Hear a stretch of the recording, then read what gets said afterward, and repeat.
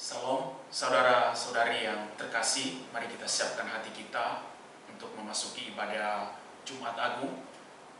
Sebelumnya, mari kita menyiapkan hati kita agar ibadah ini boleh berkenan kepada Tuhan.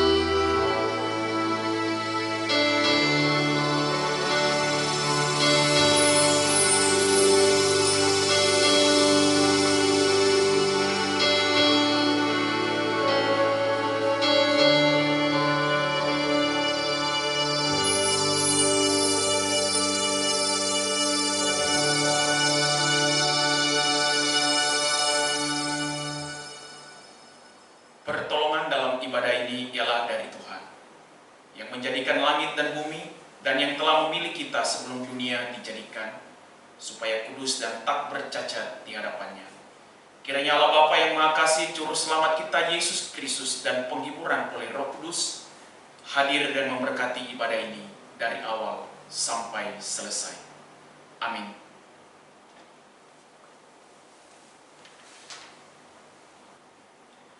Firman Tuhan berkata, sebab pemberitaan tentang salib memang adalah kebodohan bagi mereka yang akan binasa. Tetapi bagi kita yang diselamatkan, pemberitaan itu adalah kekuatan Allah. Mari kita bersyukur di hari ini, jikalau Tuhan masih memberikan kepada kita kesempatan untuk memperingati kembali di mana Tuhan Yesus menderita di kayu salib beribu-ribu tahun yang lalu. Bukan karena dia layak, bukan karena dia berdosa, tetapi semua karena kesalahan dan dosa kita lah yang ditanggungnya di kayu salib itu, sehingga kita memperoleh keselamatan di dalam anugerah Tuhan. Mari kita naikkan pujian kita. Terima kasih untuk salib-Mu. Semua penderitaan yang Tuhan terima di kayu salib itu untuk menyelamatkan kehidupan kita. Mari kita naikkan dengan pujian, dengan ucapan syukur kita kepada Tuhan. Berubah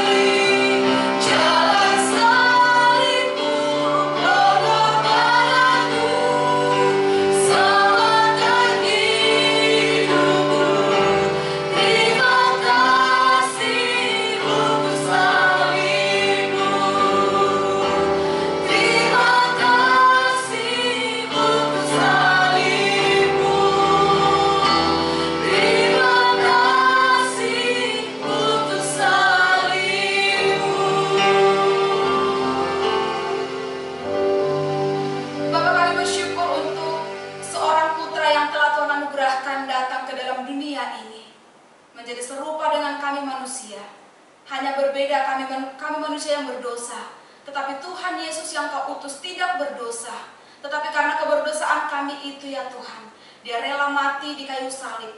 Dia rela menerima hukuman yang terkutuk itu, sehingga kami tidak menjadi manusia yang terkutuk lagi, tetapi kami menjadi manusia yang penuh dengan belas kasihan Tuhan, yang sudah diselamatkan di dalam anugerah-Mu ya Bapa. Kami bersyukur ya Tuhan di hari ini, kami boleh kembali memperingati hari di mana Tuhan Yesus disiksa, hari di mana Tuhan Yesus disalibkan untuk menebus kami manusia yang berdosa ini Bapa. Tuhan tolong kami, sehingga ini tidak menjadi rutinitas kami, tetapi menjadi suatu perenungan bagi kami kembali, bagaimana Tuhan telah berkorban bagi kami, maka kami mau juga meneladani Tuhan Yesus itu untuk berkorban bagi Tuhan dan sesama kami. Tuhan berkati ibadah kami pada hari ini, dari awal sampai akhirnya nanti ya Tuhan. Kami memohon pertolongan Tuhan, memohon pimpinan Tuhan bagi setiap kami yang melayani dan juga yang mengikuti ibadah di hari ini. Tuhan, biarlah kami kedapatan menyenangkan hati Tuhan, memuliakan nama Tuhan, sehingga puji-pujian kami di hari ini menjadikan duka yang harum di hadapan-Mu ya Bapa. Terima kasih ya Tuhan, berkati semua umat Tuhan yang beribadah hari ini, dimanapun mereka beribadah, Tuhan yang menolong. Terima kasih Bapa, kami serahkan kehidupan kami serahkan ibadah kami ini, biarlah kiranya Tuhan Yesus yang menyertai. Di dalam nama Tuhan Yesus kami berdoa, haleluya, amin.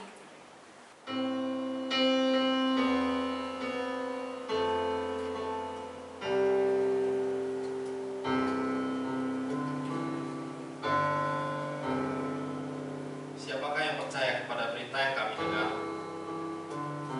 Dan kepada siapakah tangan kekuasaan Tuhan dinyatakan?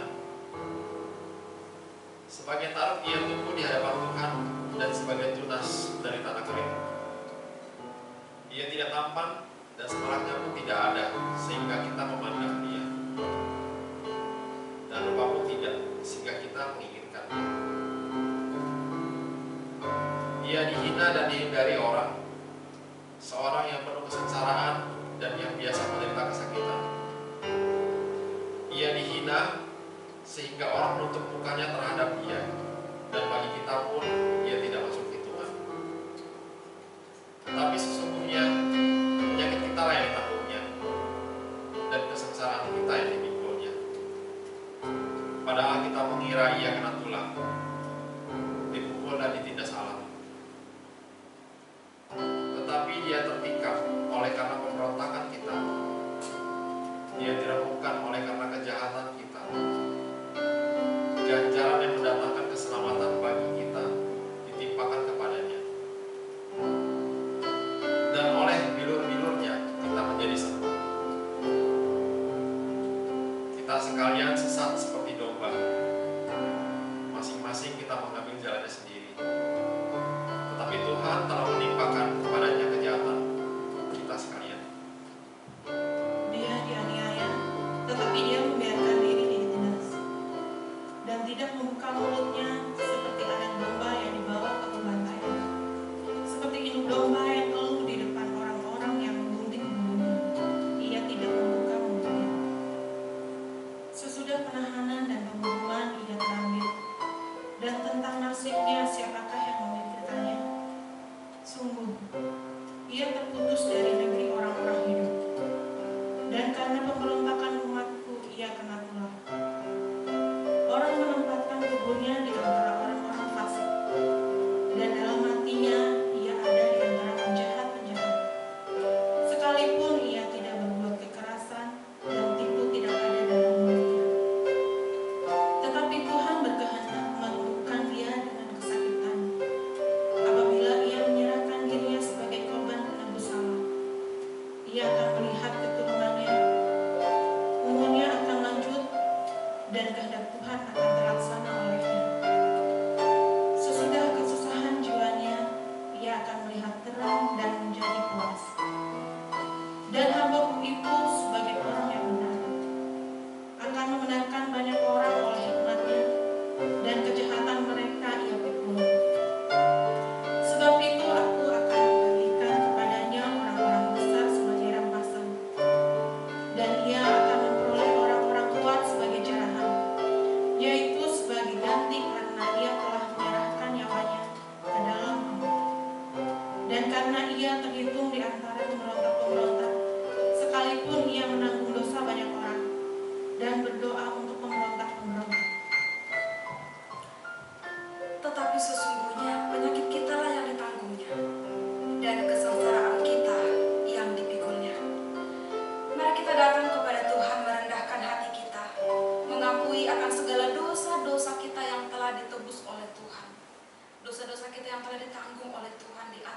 salib itu.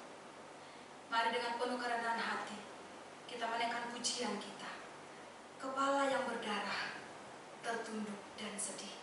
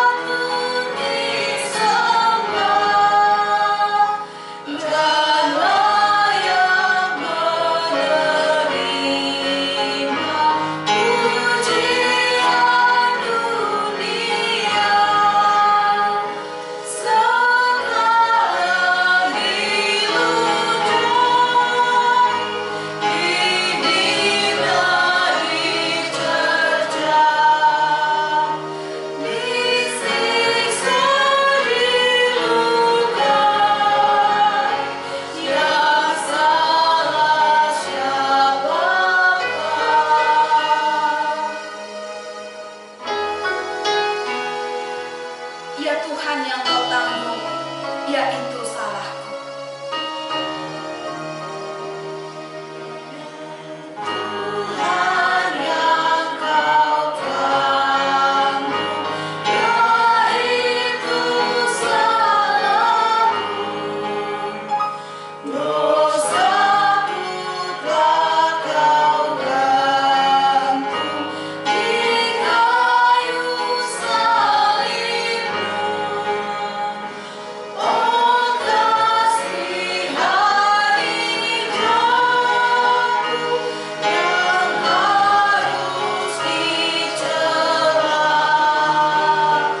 Ampunilah hambamu, beri anugerah.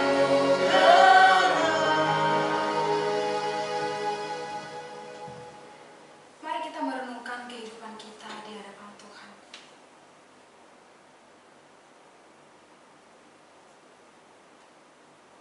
Bapa di dalam sorga, kami datang dengan penuh kerendahan hati di hadapan-Mu ya Tuhan. Mengingat kembali akan pengorbanan Tuhan Yesus di kayu salib. Bagaimana penderitaan Tuhan Yesus memikul salib itu berjalan sampai ke bukit Golgota. Dia disiksa, dia dicerca, dia dihina, bahkan diolok-olokkan orang yang ada di sekitarnya. Dia yang sebenarnya tidak bersalah tetapi dipaksa untuk disalibkan. Oleh karena keberdosaan kami manusia ini. Tuhan, kami datang kepadamu mengakui segala kelemahan dan keberdosaan kami. Berulang-ulang kami datang kepadamu ya Tuhan. Tetapi berulang-ulang kali juga Engkau berbelas kasih kepada kami. Kau Allah yang penuh anugerah itu, terus mengasihi kehidupan kami, mengasihi hidup kami, bagaimanapun kami hidup ya Tuhan. Engkau terus menantikan kami untuk kami kembali kepada Tuhan, mengakui semua dosa-dosa kami itu ya Bapa. Berulang-ulang kami berjanji kepada Tuhan bahwa kami tidak akan mengulangi dosa itu lagi. Tetapi di dalam kelemahan kami, seringkali kami jatuh kembali ya Tuhan. Ampuni kami ya Bapa. Kami terus berjanji dan berjanji, Tetapi di dalam janji kami itu seringkali kami mengingkarinya. Tetapi kami bersyukur punya Allah yang setia akan setiap janji-janji-Mu ya Bapa. Tidak ada satu kata pun yang keluar dari mulut-Mu ya Tuhan yang tidak akan digenapi. Dan kami percaya ya Tuhan, firman-Mu berkata bahwa setiap orang yang datang mengakui segala dosa kepada Tuhan, maka Tuhan akan menyucikan kami dari segala dosa dan kejahatan kami. Dan Engkau melayakkan kami untuk kami masuk dalam hadirat-Mu yang Maha Kudus. Tuhan, suci kuduskanlah kehidupan kami ini, sehingga kami layak memuji-muji Tuhan. Kami layak bersama-sama dengan Tuhan. Ampuni kami ya Tuhan, yang seringkali menggunakan seluruh anggota tubuh kami yang Tuhan sudah ciptakan begitu sempurna, tetapi kami merusaknya dengan kami menggunakannya untuk hal-hal yang tidak seturut dengan kehendak-Mu ya Bapa. Ampuni kami ya Tuhan. Ampuni kami ya Bapa. Dan tolong kami ya Tuhan, supaya kami dengan sungguh-sungguh menyadari akan dosa kami itu, dan kami juga mau sungguh-sungguh memperbaikinya di hadapan Tuhan. Kami tahu kami lemah ya Bapa, tetapi kami percaya Engkau Allah yang berdiam diri di dalam hati kami masing-masing. Engkau Allah juga yang akan memberikan kekuatan kepada kami untuk melawan godaan dosa itu Tuhan. Tolong kami ya Tuhan, supaya kami tidak terjatuh dalam dosa, tetapi biarlah kiranya tangan-Mu ya Tuhan memimpin kami, mengarahkan kami, membimbing kami seturut dengan kehendak Tuhan, sehingga kehidupan kami ini menjadi kehidupan yang layak memuliakan Tuhan dan menjadi berkat bagi banyak orang. Terima kasih Bapa untuk pengampunan-Mu. Terima kasih Tuhan, Engkau rela menderita supaya kami tidak menderita lagi, tetapi kami menerima anugerah keselamatan dari Tuhan. Di dalam nama Tuhan Yesus kami berdoa. Amin. Jemaat yang dikasihi Tuhan, dengarkanlah ayat penuntun di dalam ibadah kita pada hari ini. Yohanes 15 ayat 13. Tidak ada kasih yang lebih besar daripada kasih seorang yang memberikan nyawanya untuk sahabat-sahabatnya. Tidak ada kasih yang lebih besar daripada kasih seorang yang memberikan nyawanya untuk sahabat-sahabatnya.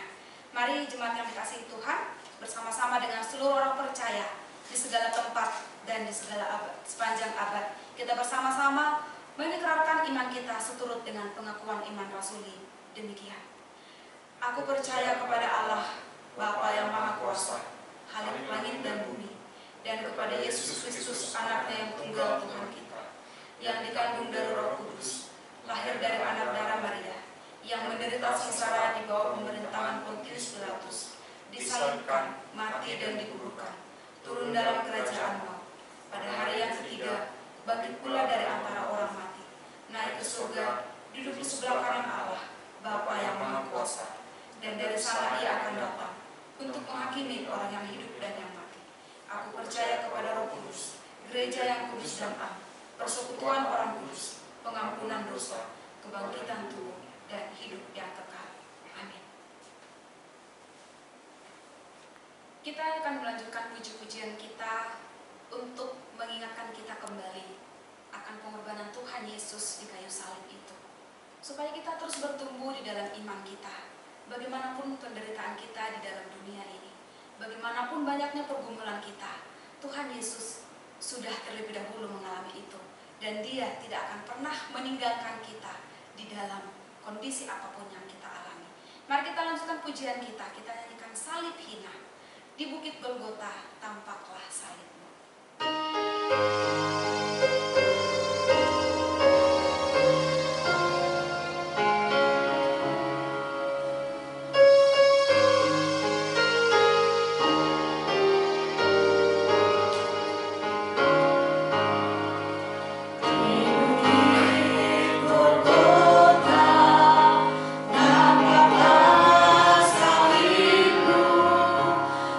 Dan berhina dan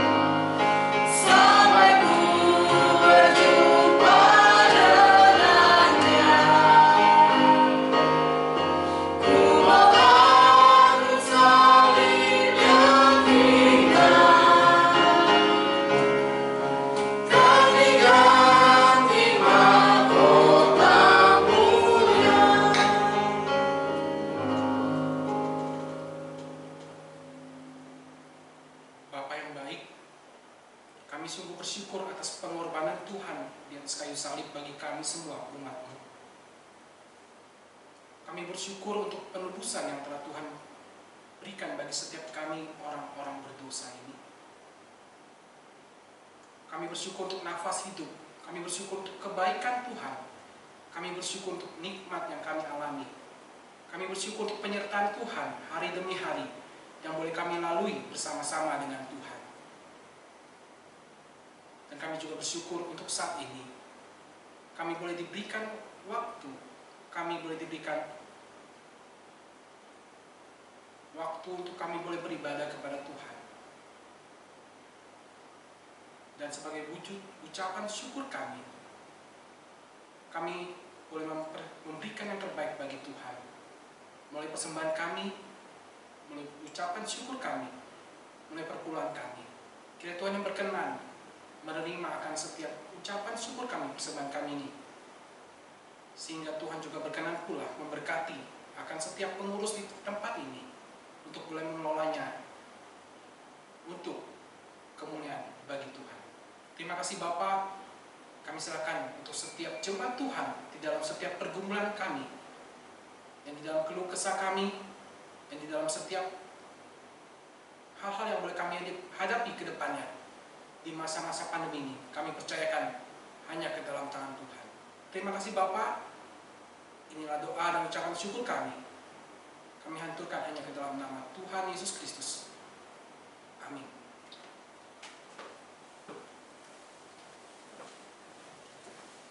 Jemaat, kita akan mempersiapkan hati kita untuk mendengarkan kebenaran firman Tuhan. Mari kita siapkan hati kita, biarlah hati kita menjadi tanah yang subur untuk firman Tuhan itu bertumbuh dan menghasilkan buah yang baik. Mari kita sambut pujian kita, telah kulihat bukti kasih.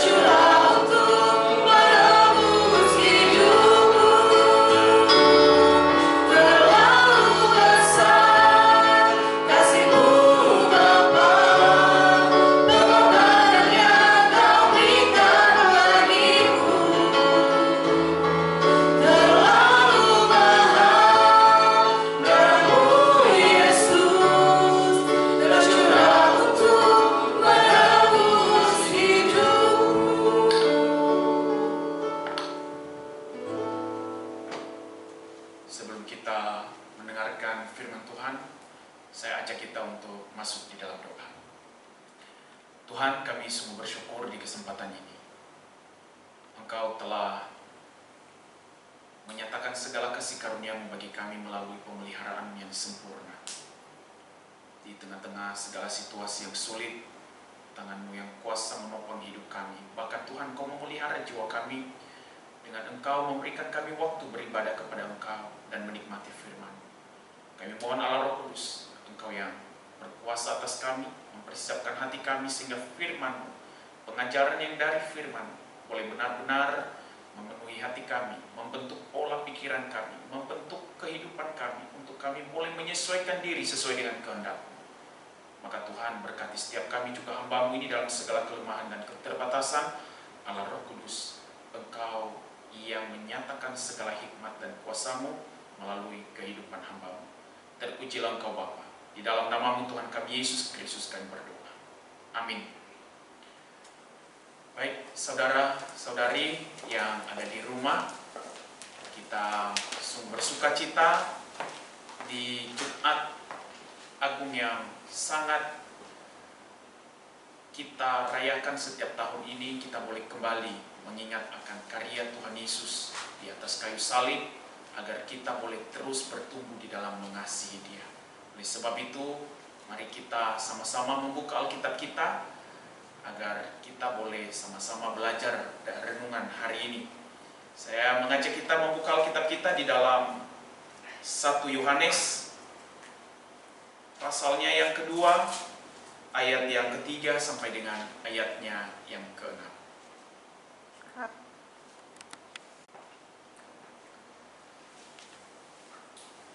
Saya akan bacakan firman Tuhan ini kepada kita.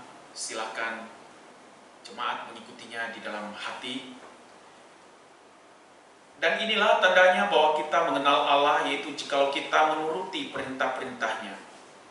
Barang siapa berkata, aku mengenal Dia, tetapi ia tidak menuruti perintahnya, ia adalah seorang pendusta dan di dalamnya tidak ada kebenaran. Tetapi barang siapa menuruti firman-Nya, di dalam orang itu sungguh sudah sempurna kasih Allah.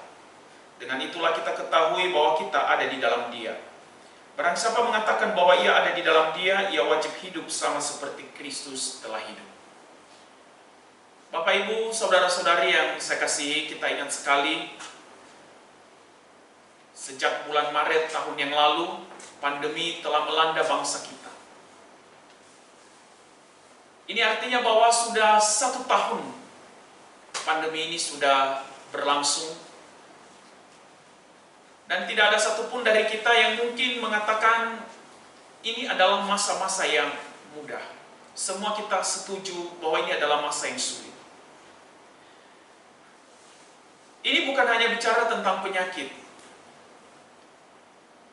tetapi ini telah melanda seluruh aspek kehidupan kita. Ini telah mengganggu perekonomian, telah mengganggu kehidupan sosial, bahkan termasuk telah mengganggu kehidupan beragama. 1 tahun lamanya kita telah ibadah secara online. Saya masih ingat sekali Bapak Ibu, bahwa tahun lalu kita merayakan Jumat Agung dan Paskah secara online. Dan tahun ini juga kita merayakannya secara online.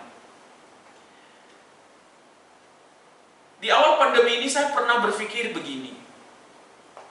Mungkin dengan pandemi ini Tuhan izinkan terjadi di bangsa kita dan kita alami. Mungkin ini adalah sesuatu di mana Tuhan mau memanggil setiap orang untuk bertobat. Tetapi setelah berlangsungnya pandemi ini Bapak Ibu, saya melihat sesuatu fakta yang lain. Bahwa ternyata tindakan kriminal tidak ada yang berkurang.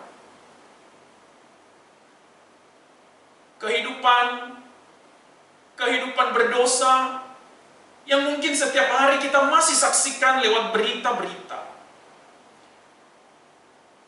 Kita juga bisa melihat bahwa manusia semakin hidup menggunakan kesempatan sesulit ini untuk melakukan apa yang jahat. Bahkan yang paling menarik, bahwa ternyata kebanyakan orang Kristen semakin tidak menikmati ibadah, semakin jauh dari ibadah, karena satu alasan tidak bisa menikmati ibadah secara online. Mungkin ini yang sedang kita alami. Oleh sebab itu Bapak Ibu, pada hari ini saya mau mengajak kita agar pandemi yang telah melanda ini bukan hanya sebuah fakta sejarah, tetapi biarlah kita mengingat akan masa pandemi ini menjadi sebuah kajian perenungan bagi kita tentang kehidupan rohani kita di hadapan Tuhan. Apa yang saya maksud Bapak Ibu adalah ternyata bahwa kesulitan pergumulan hidup adalah tidak membawa setiap orang bertumbuh di dalam kedewasaan rohani dan di dalam ketulusan mengasihi.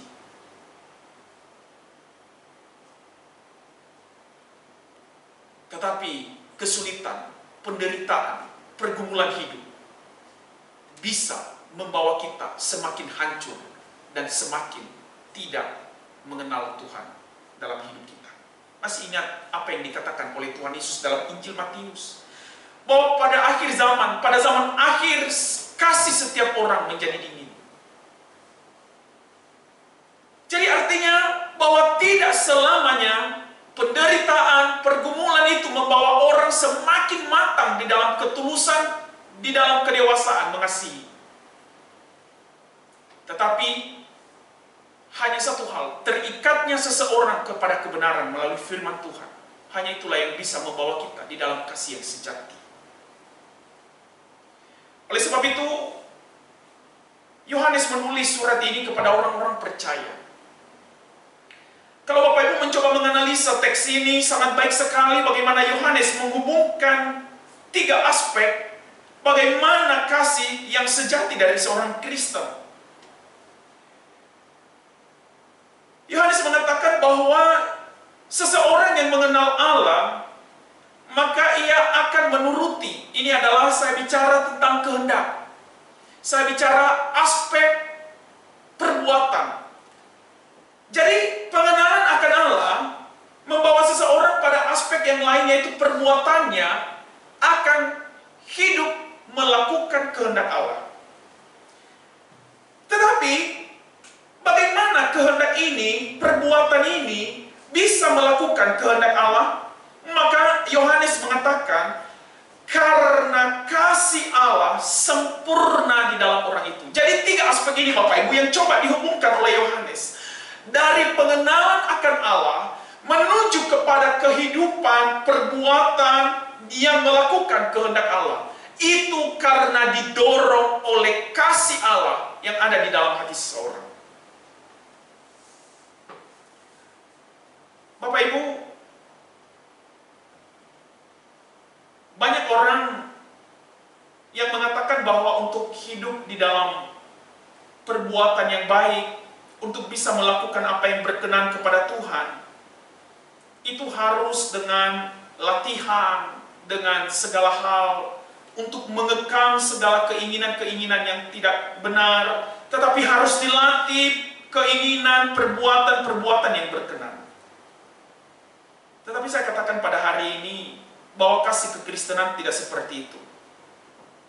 Tetapi kasih kekristenan adalah sebuah dorongan yang memberikan kita kekuatan untuk melakukan tindakan yang sesuai dengan kehendak Tuhan.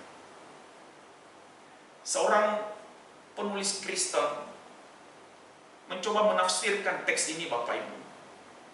Dia mengatakan begini, seseorang yang mengalami kasih Allah melalui Kristus, maka ia akan membebaskan perbuatannya karena didorong oleh kasih Allah kepada kehendaknya. Saya katakan ini sebuah tafsiran yang baik sekali. Bahwa hanya seseorang yang mengalami kasih Allah lah yang memberikan dorongan kepada seseorang itu untuk bisa melakukan apa yang Tuhan mau dalam kehidupan kita. Mungkin dilatih, ada waktunya, ada terbatasnya. Mungkin selama kita di kantor, kita dilatih menyapa orang. Lalu setelah keluar kantor, mungkin kita kehilangan apa yang kita lakukan itu. Karena kita bukan seperti boneka atau seperti binatang yang bisa dilatih, lalu terbiasa dengan latihan itu. Tetapi kita adalah manusia yang rasional, makhluk rasionalitas yang tinggi, sehingga kita tidak terbiasa dengan latihan, tetapi kita didorong oleh apa yang ada di dalam hati kita. Mungkin ketika kita dibiasakan dengan pola di rumah, dengan cara makan, harus tenang. Tetapi ketika kita keluar dari rumah, maka kebiasaan itu akan berubah sesuai dengan lingkungan di mana kita berada. Maka sekali lagi saya katakan bahwa apa yang kita lakukan tidak bisa dibentuk hanya dengan kebiasaan, tetapi harus ada kasih Allah yang mendorong hidup kita kepada apa yang Tuhan mau dalam hidup kita. Bapak Ibu, saudara-saudari yang saya kasihi,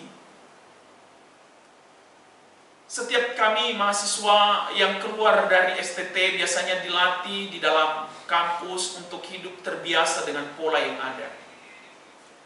Semua kehidupan dilatih begitu ketat sejak masuk kampus hingga nanti selesai. Jam makan pun diatur, jam tidur diatur, jam belajar diatur, kapan lampu mati, kapan bel berbunyi, kapan jam cuci piring, semua itu diatur dengan baik.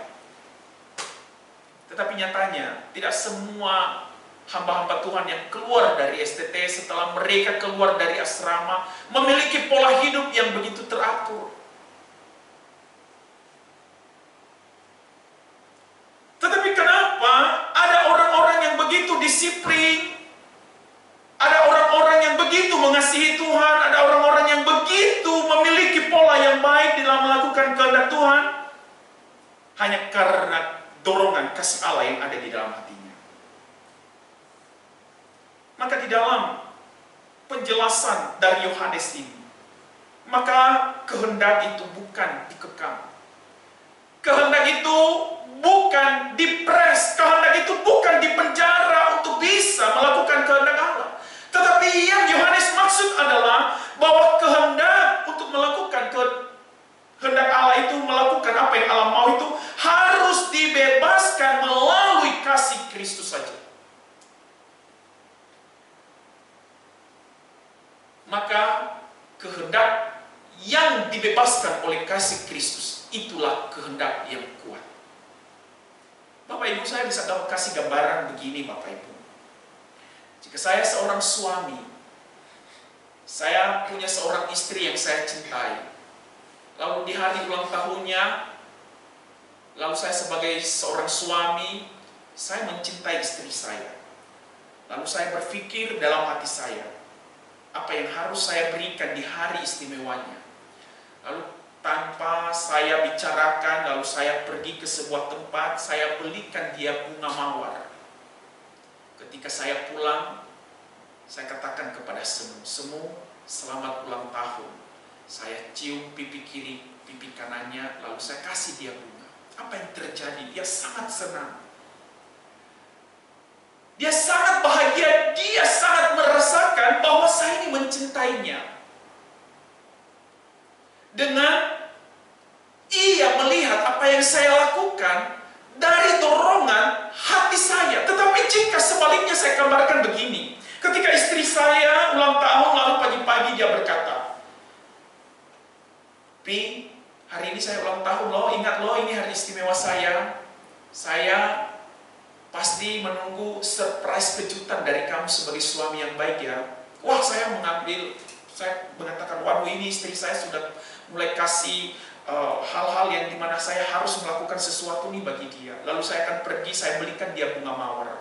Saya pulang, saya katakan, "Sayang, selamat ulang tahun ya." Saya cium pipi kiri, pipi kanannya, lalu saya kasih dia setangkai bunga mawar. Saya katakan, Bapak Ibu, ini tidak membuat dia bahagia. Karena apa? Karena ia tahu kenapa saya melakukan itu hanya atas dasar dorongan dari dia.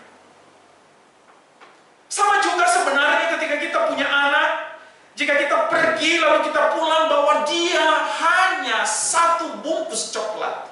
Ketika ia melihat kita, menyambut kita dan mendapatkan coklat itu, dia sangat bahagia. Karena ia mengerti kasih sayang yang kita berikan. Demikian juga dengan pelayanan-pelayanan kita sebenarnya Bapak Ibu. Jika kita melakukan itu atas dasar dorongan kasih kepada dia, maka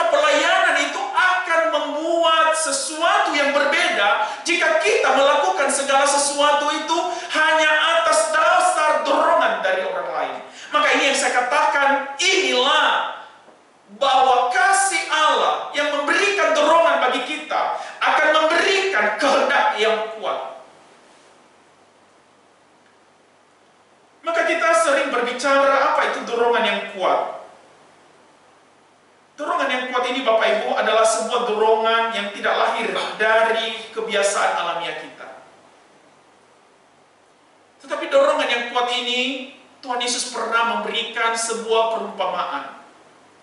Seperti seseorang yang pergi ke ladang, lalu ketika dia pergi ke ladang, dia menemukan harta yang terpendam. Apa yang dilakukan oleh orang ini ketika dia menemukan harta terpendam? Lalu dia menggali harta ini dan dia melihat bahwa harta ini begitu besarnya. Maka dia mengembalikan harta ini ke dalam tanah, lalu dia tutup. Lalu apa yang dia lakukan? Dia pulang ke rumahnya.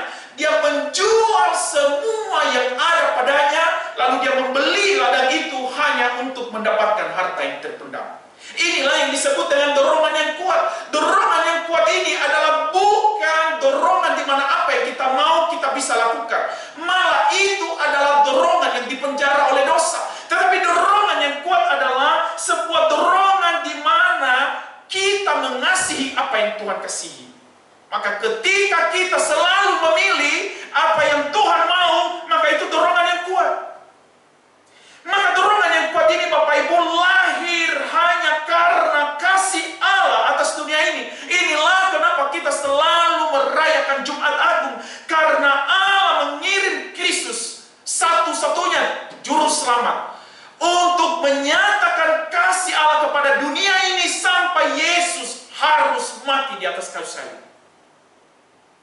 Maka inilah yang Yohanes sampaikan di dalam Yohanes pasal 3 ayat 16. Karena begitu besar kasih Allah akan dunia ini, sehingga ia telah mengutus anaknya yang tunggal, sehingga setiap orang yang percaya kepadanya tidak binasa, melainkan beroleh hidup yang kekal. Ini yang sering kita dengar, kasih Allah. Ini yang kita sering dengar, anugerah Allah. Bapak Ibu, jika kematian Tuhan Yesus adalah anugerah Allah, kasih Allah yang berlimpah bagi dunia ini, bagaimana setiap kita orang percaya bisa memiliki kehendak yang kuat dengan kita hanya mendengar, dengan mempercayai apa yang telah Yesus kerjakan di tengah-tengah dunia. Maka saya mencoba membawa penulisan 1 Yohanes ini sebagai latar belakang bagi kita, agar kita tidak salah persepsi. Karena kebanyakan orang Kristen saat ini memahami bahwa dorongan yang kuat itu, kehendak yang kuat itu hanya didasari jika saya melakukan ini dan itu. Saya mau mencoba membawa kita Bapak Ibu, sebenarnya Yohanes memiliki latar belakang ketika menulis hal ini untuk memberikan, menentang ajaran-ajaran yang beredar di abad-abad mula-mula. Sehingga ia mengatakan bahwa mengenal Allah itu buktinya, tandanya melakukan kehendak Allah, melakukan perintah Allah. Dan orang yang melakukan perintah Allah itu atas dasar dorongan kasih Allah. Semakin sempurnanya kasih Allah dalam hidup kita, semakin kita menaati Dia. Sebenarnya ini adalah untuk menentang dua ajaran yang beredar waktu itu Bapak Ibu.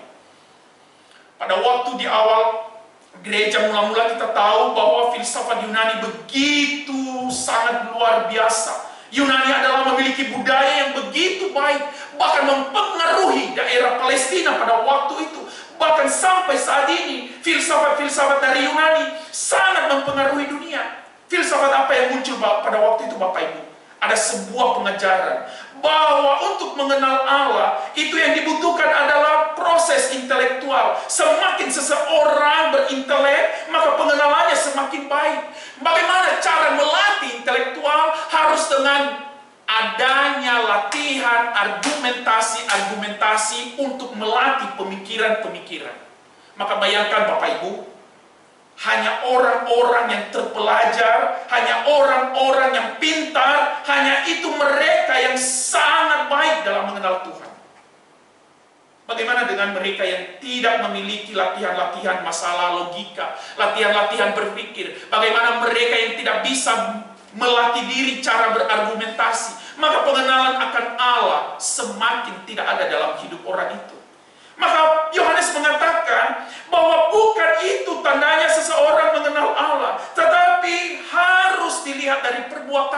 bagaimana ia hidup melakukan kehendak Allah.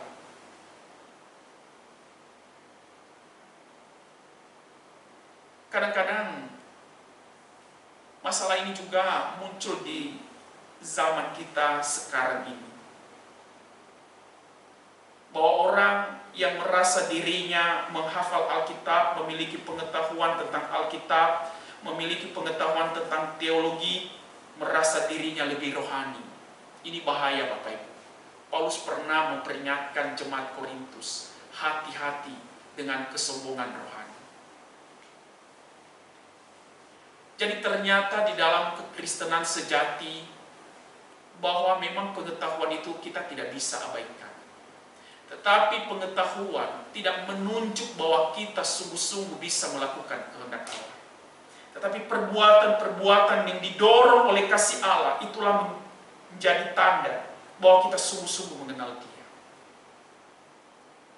Kedua Bapak Ibu, adalah beredarnya agama-agama misteri pada waktu itu.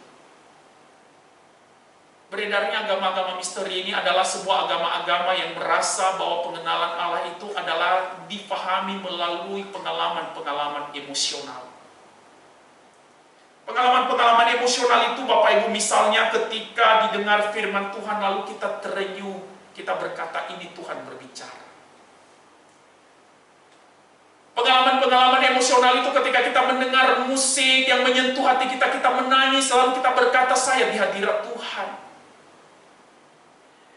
Ketika mungkin mimpi-mimpi menghantui kita tentang segala kehidupan atau berbagai perjalanan, lalu kita berkata mimpi-mimpi itu adalah sebuah penyataan di mana kita dekat dengan Tuhan. Ini yang disebut dengan agama-agama misteri.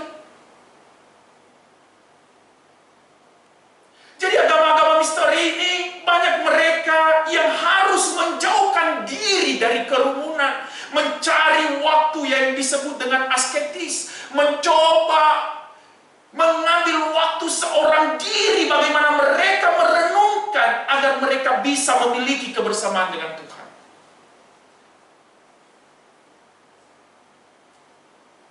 Tetapi Yohanes berkata, ini pun tidak menunjukkan bahwa seseorang itu adalah sungguh-sungguh mengenal Tuhan.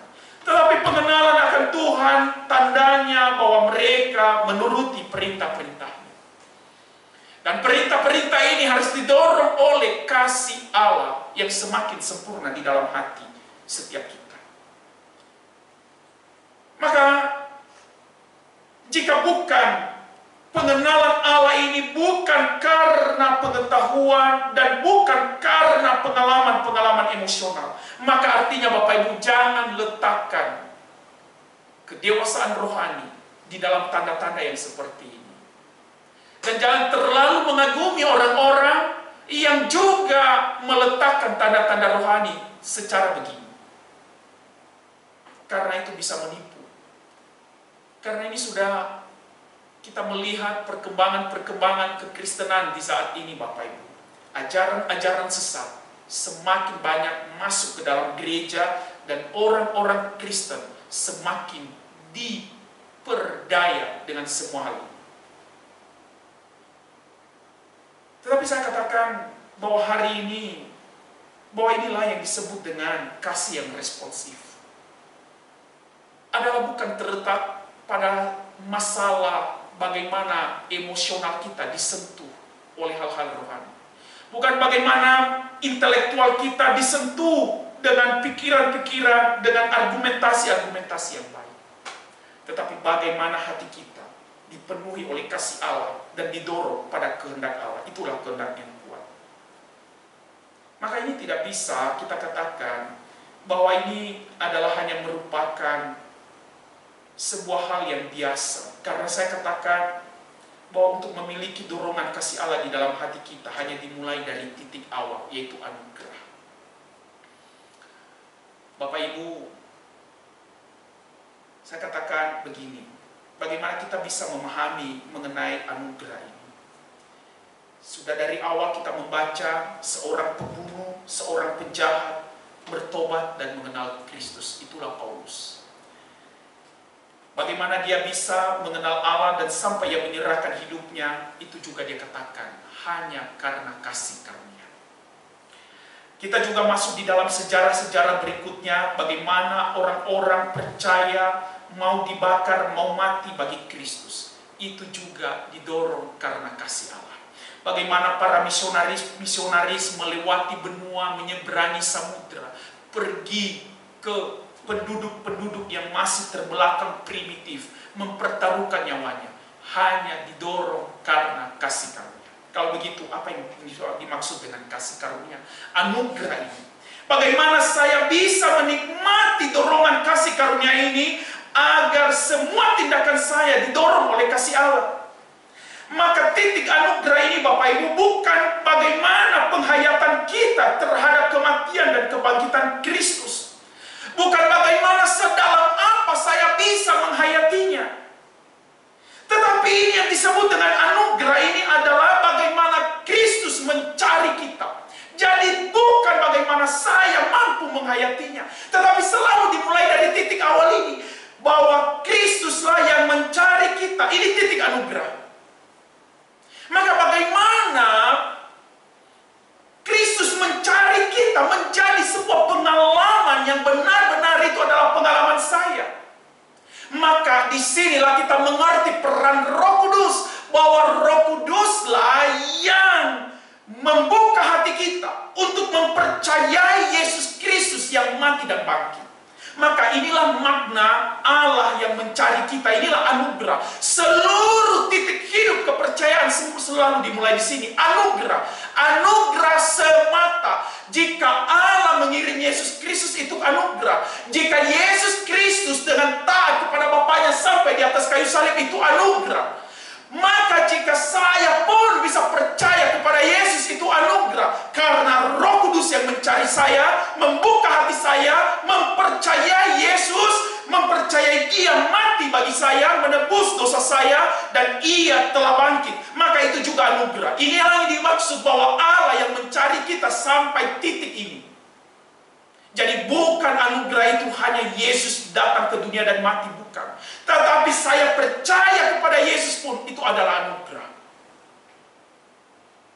Maka bagaimana anugerah ini, Bapak Ibu, begitu kuat menarik saya kepada kasih Allah. Maka inilah yang disebut dengan anugerah yang tidak bisa ditolak. Irresistible grace. Ini yang selalu kita dengar, bahwa penarikan Allah terhadap saya untuk mempercayai Yesus adalah sebuah dorongan di mana setiap kita tidak bisa menolaknya. Bapak Ibu, ini sungguh luar biasa.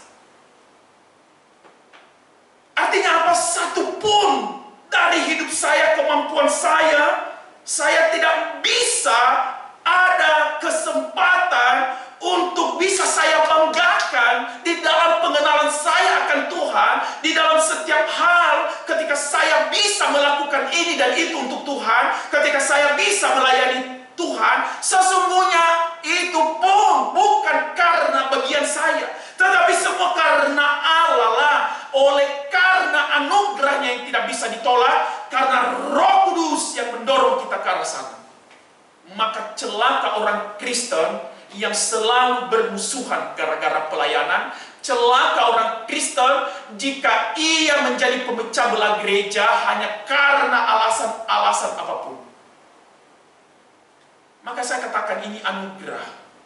Bapak Ibu, ini menjadi pergumulan di masa pandemi ini mengenai jemaat beribadah. Saya katakan semua pun hal ini adalah anugerah.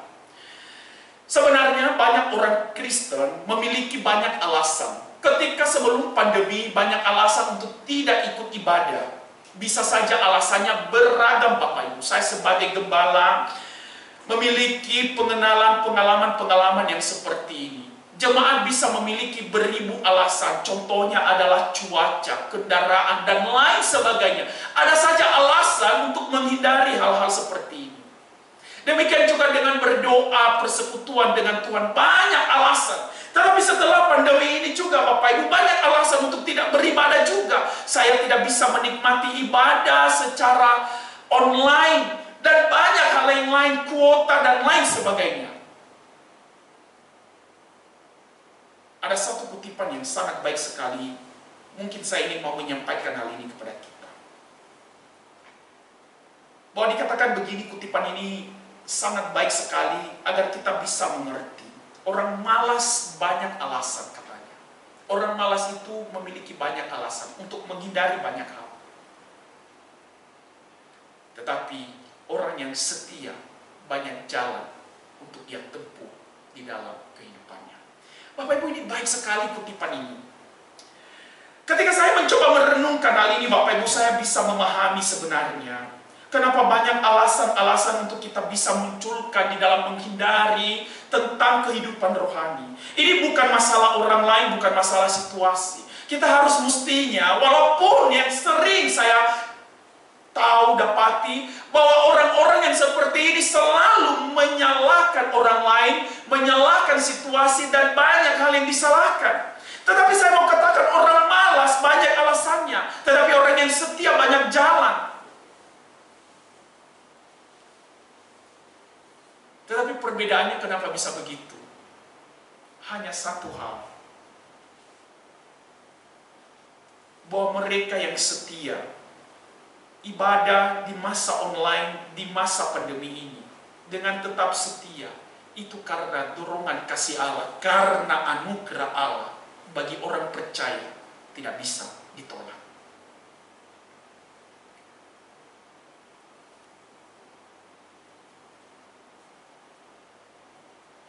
Waktu awal-awal pandemi, Bapak Ibu, ibadah itu yang menonton itu cukup banyak. Kami di awal-awal pandemi, Maret, April, sampai beberapa bulan, itu penontonnya banyak sekali, Bapak Ibu. Bisa 90 dan lain sebagainya. 90 itu karena ada yang pakai TV, jadi satu keluarga bisa menonton bersama. Tetapi setelah lama-lama itu menurun sampai ke angka 40. Alasannya banyak. Ketika kita lakukan survei, alasannya kuota dan lain sebagainya. Ada juga yang punya alasan tidak bisa menikmati ibadah nonton. Jadi mereka memberi istilah ibadah nonton. Saya sendiri sebagai hamba Tuhan mencoba memikirkan gimana solusi. Akhirnya kita juga bagi angket kembali. Siapa yang bersedia ibadah tatap muka di gereja dengan tetap mengikuti protokol kesehatan. Setelah kita bagikan, kita survei, ternyata yang mengisi itu dari sekian yang kita bagikan, itu hanya yang mengembalikannya itu 60%, dan yang bersedia itu hanya 9 orang. Coba bayangkan. Jadi saya mulai akhirnya berpikir bahwa ternyata yang hal-hal seperti ini, di mana memang kasih itu sebenarnya, itu tidak bisa kita katakan karena situasi dan lain sebagainya. Itu selalu bermula di dalam hati kita. Dan hanya mereka yang didorong oleh kasih Allah saja, yang sungguh setia. Jadi hanya mereka yang di dalam hatinya dipenuhi oleh kasih Allah, hanya mereka lah yang memiliki kehendak yang kuat untuk melakukan apa yang Tuhan mau. Saya tidak bisa berpikir lebih jauh tentang apa yang kita alami. Tetapi satu hal yang saya selalu renungkan begini, Bapak Ibu. Bahwa ternyata pandemi ini menyingkapkan diri setiap manusia. Ini ada makna di mana Tuhan mengizinkan pandemi ini berlangsung sudah 1 tahun. Dan pandemi ini adalah salah satu sarana di mana Tuhan mau menyingkapkan kehidupan kita sesungguhnya. Saya membaca satu artikel, Bapak Ibu, ternyata virus COVID-19 ini tidak membunuh. Dan setelah saya bandingkan dengan beberapa artikel yang lain, memang mengakui bahwa virus COVID-19 ini tidak membunuh. Tetapi yang membuat banyak orang mati adalah virus ini menyingkapkan diri. Mereka yang punya penyakit bawaan, itulah yang membuat mati. Jadi ini penyingkapan sebenarnya, Bapak Ibu. Jika seseorang saat ini kelihatan sehat, tetapi untuk menyingkapkan diri saya, virus ini Tuhan kirim. Oh, ini loh penyakit-penyakit bawaanmu. Jadi itu yang membuat penyakit itu parah, yaitu penyakit yang ada di dalam diri saya. Ini baik sekali Bapak Ibu, saya semakin merenungkan bahwa ini sebenarnya Tuhan ini mau menyatakan kepada kita termasuk orang percaya. Ini loh situasi kamu. Jadi virus itu sendiri, seandainya orang terpapar virus ini, lalu dia tidak memiliki penyakit bawaan, dia akan cepat sembuh Bapak Ibu. Saya mendengar para pemain bola yang sehat, mereka tidak 3 hari itu sudah sehat. Tetapi bagi mereka yang punya penyakit bawaan jantung, paru-paru, diabetes, itu kondisinya parah, bahkan bisa sampai mati. Mereka yang sudah tua karena organ-organ tubuh mereka sudah mulai melemah, maka itu cepat mati. Jadi artinya apa? Bahwa virus ini ternyata baik, ini mau menyingkapkan, ini loh kesehatan kamu, ini loh kondisi kamu. Jangan berbangga dengan apa yang kamu punya saat ini. Selain masalah kesehatan, virus ini juga Bapak Ibu menyingkapkan diri manusia. Bahwa ternyata ingin menyingkapkan siapa kita dalam karakter-karakter hidup kita. Bapak Ibu, orang yang takut oleh karena virus ini dan sifatnya adalah penakut, akan semakin takut. Bahkan banyak orang yang tidak bersedia untuk bekerja karena ketakutannya semakin menghantui hidupnya. Ini luar biasa. Tetapi satu hal, mereka juga yang cuek sifatnya, karakternya tidak peduli dengan siapapun, maka coba lihat Bapak Ibu. Mereka yang punya sifat seperti itu, wabah ini juga menyingkapkan diri mereka. Bahwa mereka juga tidak peduli dengan siapapun. Di pasar, dimanapun, mereka tidak memperhatikan protokol kesehatan. Akhirnya banyak mereka yang menderita karena wabah ini. Jadi ini baik sekali sebenarnya untuk kita, agar kita mengerti. Tetapi kasih Allah adalah merupakan alternatif, di mana kasih Allah yang mendorong kita untuk memahami setiap yang terjadi dan untuk menanggapi Allah di dalam setiap situasi.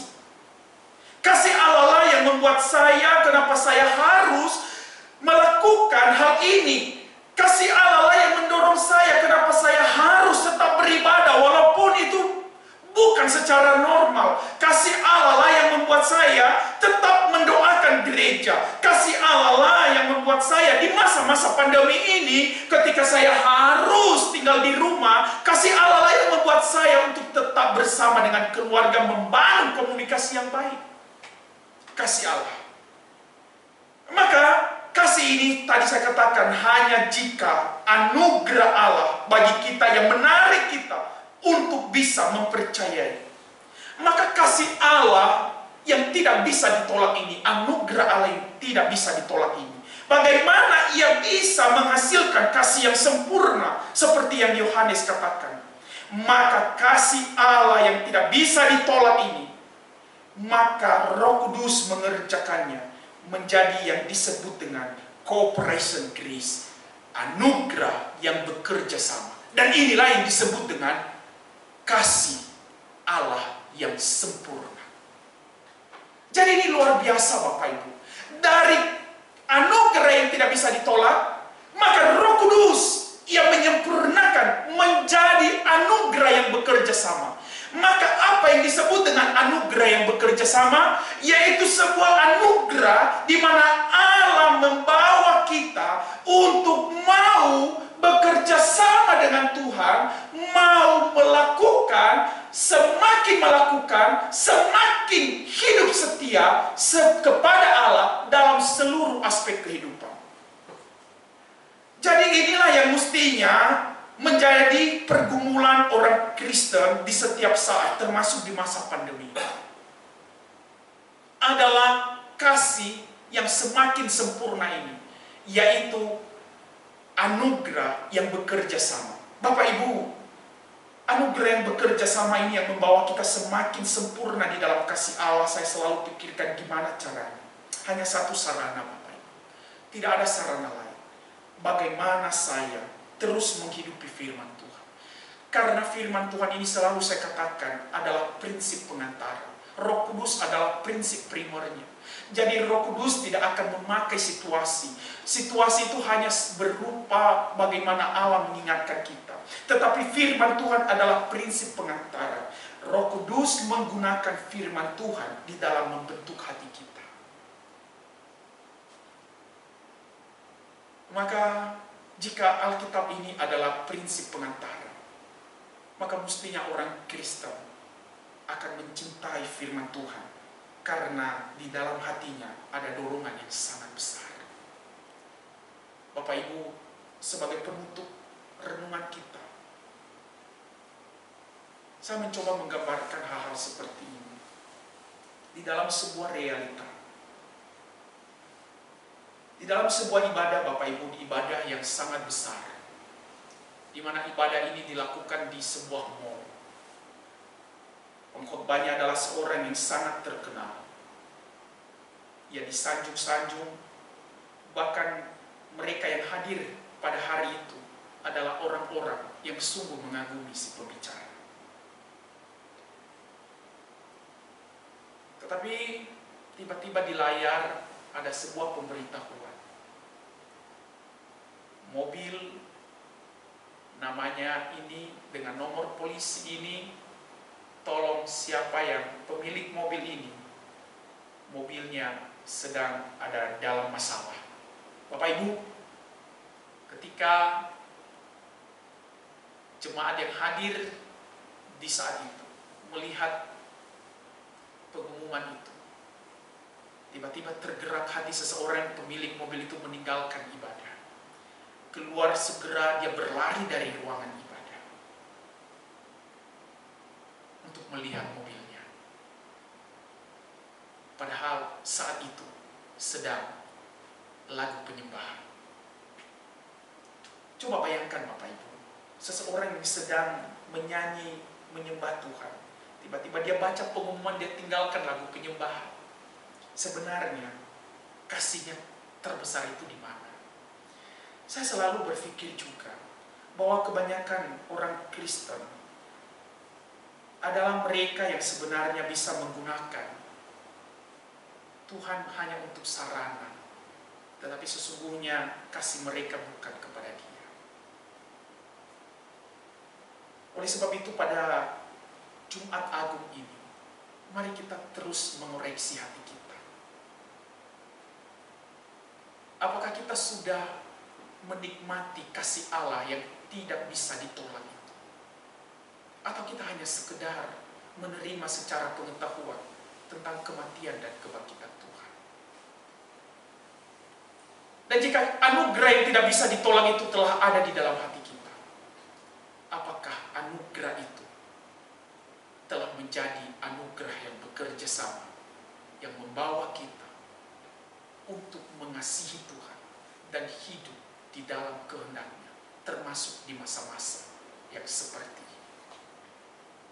Maka perjamuan kudus yang ada di depan kita mau mengingatkan kita akan kematian Yesus 2000 tahun yang lalu, bahwa inilah kasih Allah, dan hanya melalui inilah Roh Kudus menarik setiap kita untuk mempercayai Dia dan mau hidup sama seperti Kristus hidup.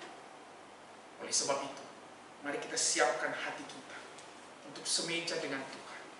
Sebelumnya, mari kita masuk di dalam doa. Kita bersyukur untuk firman Tuhan. Biar firman Tuhan ini boleh terus memimpin kehidupan kita. Ya Tuhan, terima kasih untuk firman-Mu bagi kami. Roh Kudus berkatilah. Kami tahu Tuhan, kami manusia yang sangat lemah dan terbatas. Untuk melakukan kehendak-Mu ya Tuhan. Untuk mau memikirkan apa yang Kau pikirkan. Untuk mengasihi apa yang Kau kasihi. Sesungguhnya itu juga adalah terletak pada satu titik, yaitu anugerah Allah.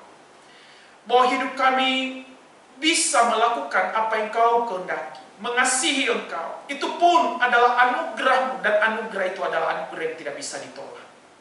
Dan jika kami boleh hadir saat ini Tuhan di hadapan-Mu, mengasihi Engkau, bahkan ketika kami duduk saat ini mendengar firman-Mu, Itu juga adalah anugerah-Mu karena Engkau yang mendorong kami karena kasih-Mu di dalam hati kami. Maka kami berdoa Tuhan, sempurnakanlah kasih-Mu. Biar anugerah-Mu boleh terus mengembangkan dalam hati kami anugerah yang bekerja sama. Agar kami boleh bertumbuh-tumbuh di dalam kesetiaan. Roh Kudus, jagalah firman-Mu. Hamba-Mu telah selesai mengajarkan kebenaran. Kiranya Engkau yang terus menuntun kami untuk kami boleh hidup setia kepada Engkau. Kami juga Tuhan bersyukur saat ini Engkau mengundang kami semeja dengan Engkau melalui perjamuan kudus ini. Tuhan, kiranya Engkau yang memberkati dan menguduskan roti dan anggur. Sehingga melalui roti dan anggur ini kami boleh beroleh kekuatan baru di dalam Engkau Yesus untuk menjalani hidup di dalam kehendak-Mu. Dan melalui roti dan anggur ini boleh terus menyadarkan kami bahwa hanya melalui karya kematian-Mu Yesus yang membawa kami boleh diperdamaikan dengan Engkau Bapa.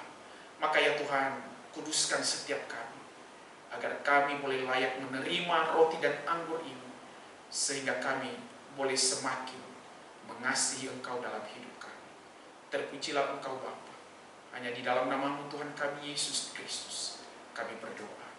Amin. Bapak Ibu, saudara-saudari yang dikasihi oleh Tuhan, mari kita siapkan hati kita untuk semeja dengan Dia. Saya mengundang majelis yang melayani perjamuan kudus untuk boleh maju ke depan. Maka kita siapkan hati kita dengan satu pujian perjamuan kudus.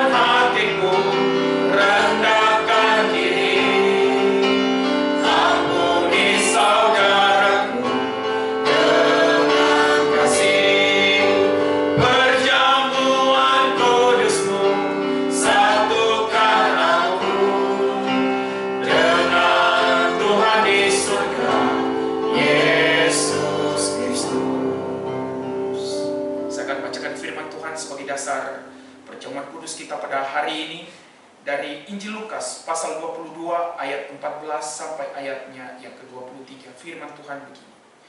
Ketika tiba saatnya Yesus duduk makan bersama-sama dengan rasul-rasulnya, katanya kepada mereka, "Aku sangat rindu makan Paskah ini bersama-sama dengan kamu sebelum aku menderita.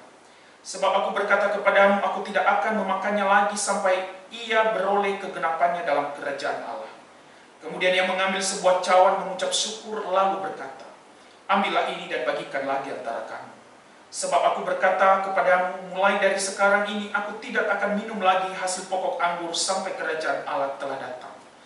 Lalu ia mengambil roti, mengucap syukur, memecah-mecahkannya dan memberikannya kepada mereka, katanya, "Inilah tubuhku yang diserahkan bagi kamu, perbuatlah ini menjadi peringatan akan aku." Demikianlah juga dibuatnya dengan cawan sesudah makan. Ia berkata, "Cawan ini adalah perjanjian baru oleh darahku yang ditumpahkan bagi kamu. Tetapi lihat, tangan orang yang menyerahkan aku ada bersama-sama dengan aku di meja ini. Sebab Anak Manusia memang akan pergi seperti yang telah ditetapkan. Akan tetapi celakalah orang yang olehnya ia diserahkan. Lalu mulailah mereka mempersoalkan siapa di antara mereka yang akan berbuat demikian. Bapak, Ibu, Saudara, sebelum kita menerima roti dan anggur, maka ada beberapa hal yang selalu kita ingat ketika kita mengikuti perjamuan kudus. Yang pertama, bahwa perjamuan kudus adalah merupakan salah satu sakramen yang kita rayakan dalam gereja kita. Mengapa ia disebut sakramen? Karena ini adalah perintah langsung dari Tuhan Yesus yang harus kita taati. Perjamuan kudus menunjuk kepada kematian Tuhan Yesus 2000 tahun yang lalu. Hanya melalui kesengsaraan dan kematiannya lah kita beroleh pengampunan dan penebusan dosa. Di dalam perjamuan kudus ini, Bapak Ibu, kita akan menerima roti dan anggur. Roti menunjuk kepada tubuh Kristus yang tersalib di atas kayu salib. Hanya melalui kematiannya sajalah kita beroleh pendamaian dari dosa-dosa. Dan anggur menunjuk kepada darah Kristus yang tercurah. Karena hanya melalui darahnya yang tercurah itulah kita diampuni dari segala dosa-dosa kita. Maka ketika kita menerima roti dan anggur, Bapak Ibu, maka kita menerima dengan iman percaya bahwa hanya melalui kematian dan pengorbanan Yesus kita bisa menikmati hidup yang kekal. Oleh sebab itu, Bapak Ibu, ketika kita menerima roti dan anggur, maka kita harus benar-benar menerimanya dengan hati yang percaya.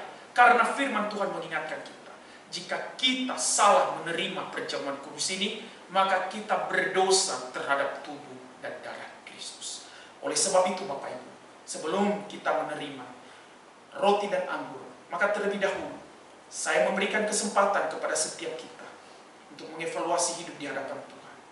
Apakah ada dosa yang masih tersembunyi di dalam diri kita? Apakah ada dosa-dosa yang masih kita suka, senang melakukannya? Maka saat ini, mari kita mengakuinya dengan sungguh-sungguh di hadapan Tuhan. Dan biarlah kita memisahkan diri dari dosa-dosa tersebut. Saya memberikan kesempatan kepada setiap kita untuk berdoa dan mengaku dosa ini di hadapan Tuhan.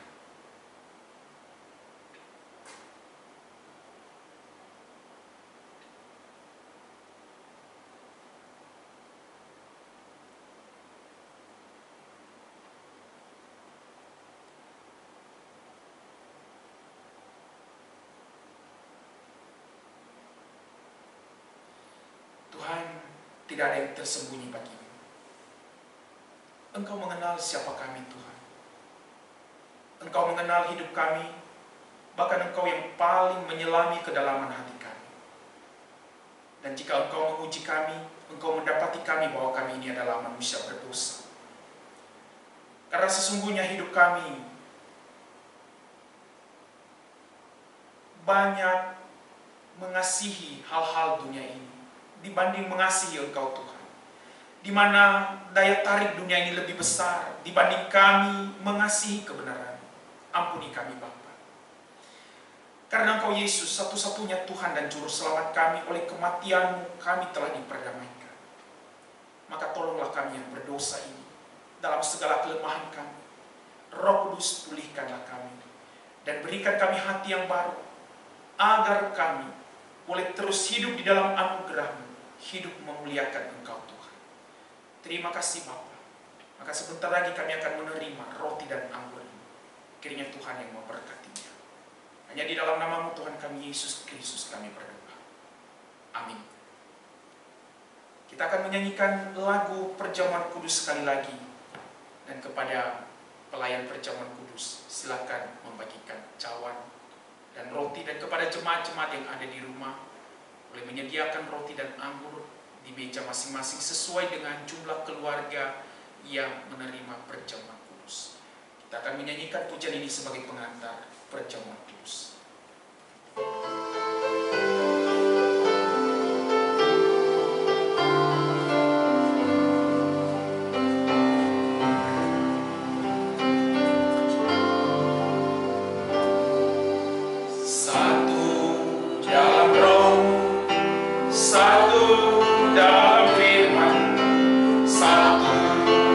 Kasih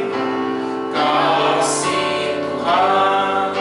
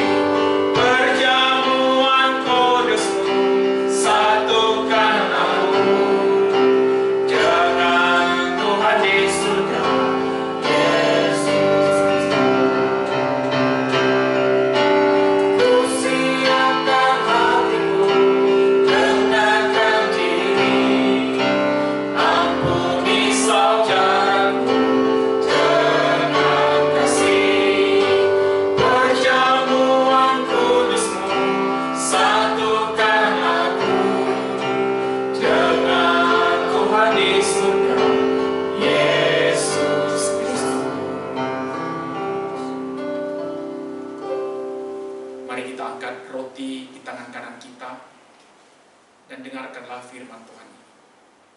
Sebab apa yang kuteruskan kepadamu telah aku terima daripada Tuhan. Sebab Tuhan Yesus pada malam waktu ia diserahkan, ia mengambil roti, lalu mengucap syukur atasnya dan ia memecah-mecahkannya dan berkata, inilah tubuhku yang diserahkan bagi kamu. Perbuatlah ini menjadi peringatan akan aku. Mari kita makan bersama-sama dalam nama Tuhan Yesus.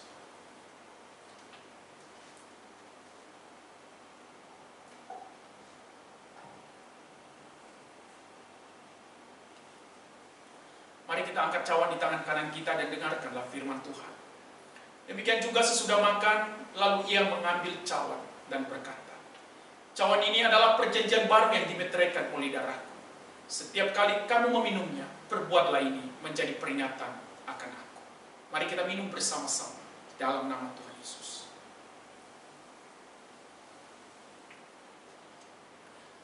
Firman Tuhan, setiap kali kita menerima perjamuan kudus mengingatkan kita. Setiap kali kamu makan roti ini dan minum cawan ini, kamu memberitakan kematian Tuhan sampai ia datang. Doa syukur untuk perjamuan kudus pada hari ini. Saya minta kesediaan majelis untuk berdoa bagi kita. Bapa dan Surga, kami sungguh bersyukur untuk ibadah Jumat Agung ini. Terlebih kami boleh menikmati akan perjamuan kudus bersama jemaat Tuhan di tempat ini. Kami boleh mengingat setiap pengorbanan Tuhan. Kami boleh mengingat setiap kasih setia Tuhan yang tiada henti di dalam kehidupan kami. Tatkala kami jatuh ke dalam dosa, Tuhan selalu senantiasa mengingatkan kami, menegur kami, dan rindu untuk kami boleh datang ke dalam pangkuan Tuhan. Terima kasih Bapa untuk perjamuan kudus yang telah kami nikmati bersama, semeja dengan Tuhan. Kiranya ini semua boleh membuat kami semakin hari semakin tunduk akan kehendak Tuhan, semakin diingatkan untuk setia mengiringi Tuhan, menjauhkan setiap dosa-dosa kami dan meninggalkan itu semua, dan senantiasa hidup di dalam takut akan Tuhan. Terima kasih Bapa, biarlah Roh Kudus Tuhan senantiasa mengiringkan setiap hati kami untuk kami boleh setia di dalam kehendak dan ajaran Tuhan. Terima kasih Bapa. Dalam nama Tuhan Yesus kami boleh mengucap syukur. Amin. Amin. Cawan dikumpulkan kembali sambil kita menyanyikan pujian perjamuan kudus.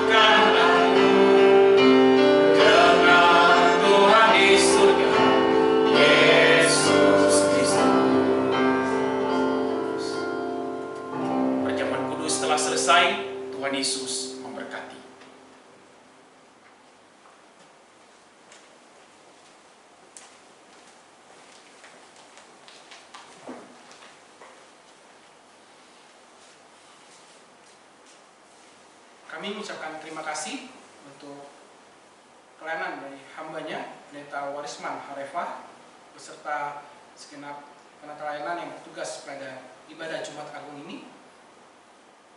Kiranya Tuhan Yesus memberkati pelayanan kita bersama. Yang kedua, kami juga mengingatkan kembali agar setiap jemaat Tuhan untuk terus setia dan berambil bagian di dalam ibadah Paskah pada hari Minggu esok tanggal 4 April 2021. Demikianlah warta jemaat untuk ibadah Jumat Agung pada hari ini. Kita akan mengakhiri ibadah kita pada hari ini. Kita angkat doksologi.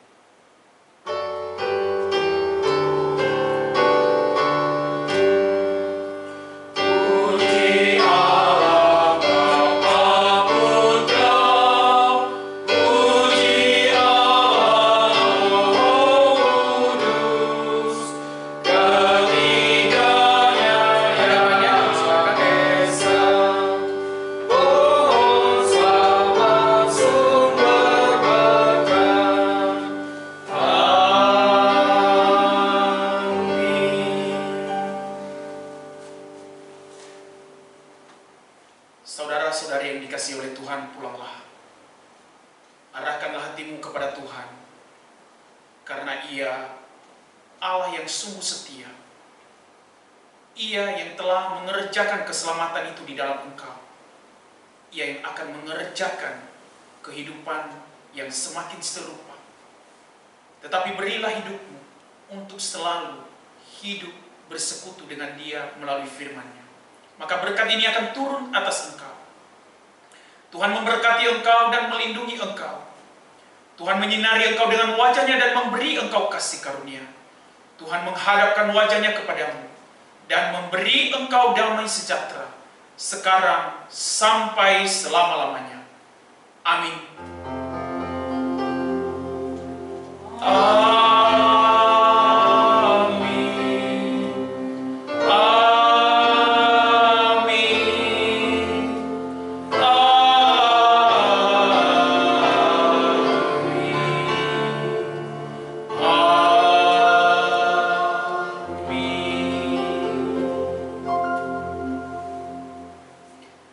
Ibadah selesai, kami mengucapkan selamat merayakan Jumat Agung. Tuhan Yesus memberkati. Silakan mengambil saat teduh.